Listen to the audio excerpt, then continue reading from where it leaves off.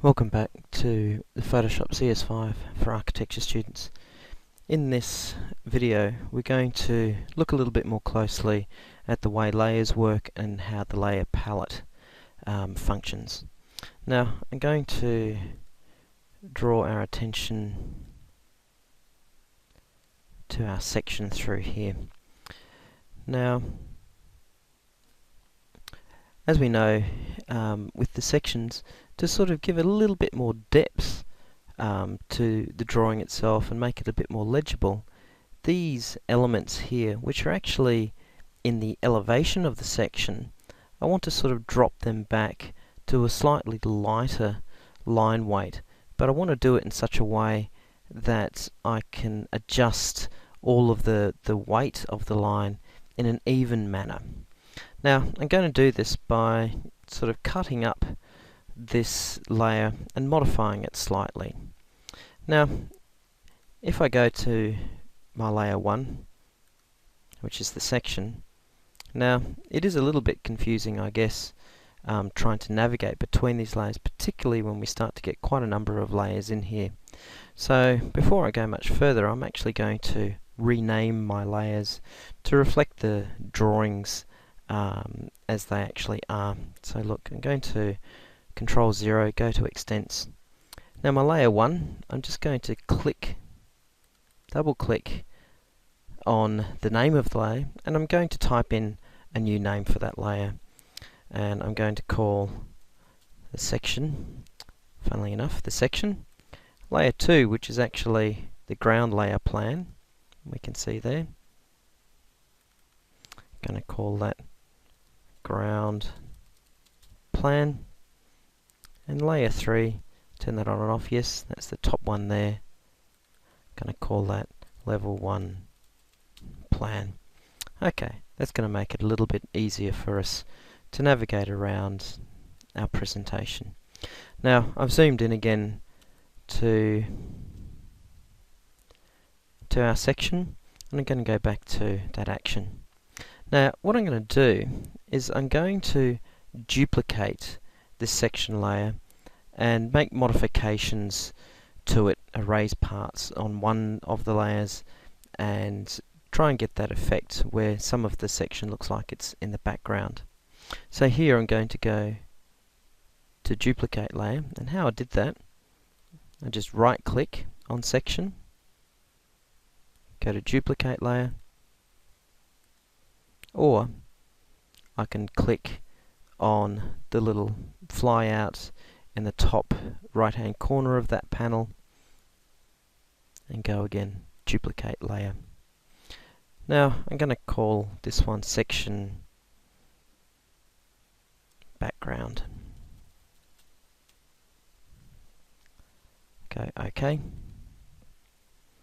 and there we go. We've got two versions of pretty much the same thing.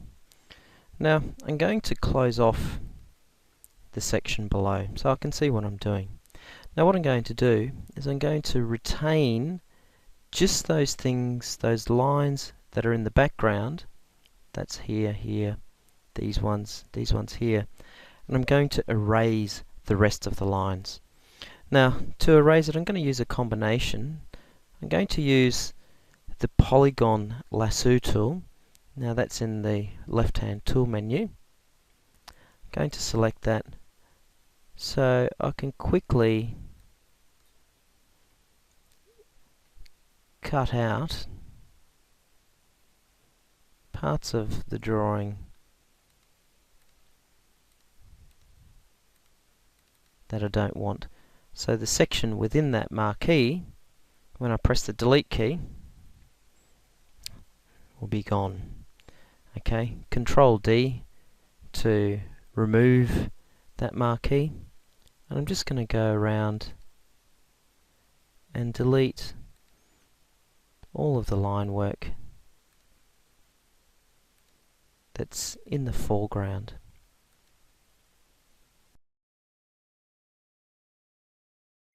Now here I'm going to use my eraser tool as a block, and I'm just going to clean up the rest of the bits of line that I missed in using the marquee.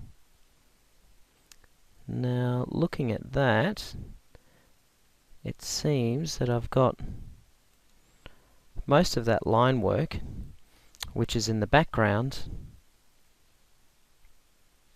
cropped out of the image and visible. Now, I'm going to go back, select the section, background section itself. I'm going to turn off section background, and what I'm going to do is kind of the opposite.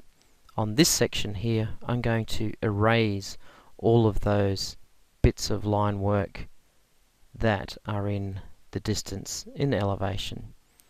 Now I'm going to use the erase tool for this and just carefully go through and delete that line work. Now you can see I've gone through, I've deleted all of that background line work, and if you can see, if I turn on my section background, turn it on, turn it off, you can see there I've now manipulated the section so that it's in two halves. Now what this allows me to do is, now with the section background, I can adjust the opacity and make that section background a good bit lighter than the line work around it. Now the brilliant thing is that because I've got it on a separate layer and I'm adjusting it with this slider, I can sort of downgrade or lighten up the lines in a fairly even manner. So we can see now we're starting to get a bit of depth to this section. Now there are other things. I'm just zooming out to the extents, Control 0. There are other things to sort of note with the way that layers work. Now we've seen before how this pull down menu changes the way that our layer behaves. Now some of these things are fairly benign, like the multiply, which we can see, I'll just pick the move tool, in effect changes our drawing like it's on a piece of tracing paper. But there are other, I guess, more dramatic changes, and if we go, for example, look at this difference, what it does is it actually almost reverses the layer. So what was white on the layer is now black, and what was black line becomes clear. Now if you notice here, the order of the layers is actually important as well, because it's like a stack of sheets of paper, one on top of the other. So you can see here my ground plan is between my section and my level 1 plan. So if I drag my plan across on top of my section, it will overlap and cover the section because it is over the top of the section background.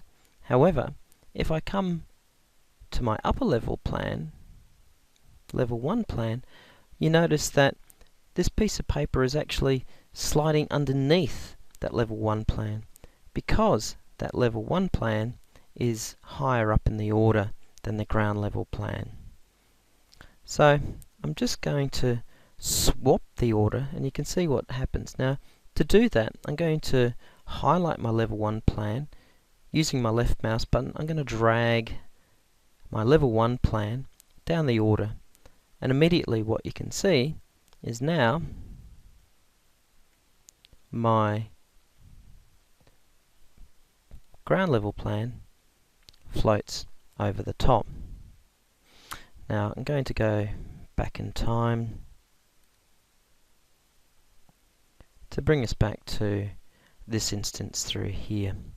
Now one thing to note about the history, you can see how I move back and forth. The history is limited to a certain number of operations before we can get right back to early stages. Now the number of stages of history that Photoshop remembers is something that's actually set in the preferences, and we're going to go back and change that and just see how we change it.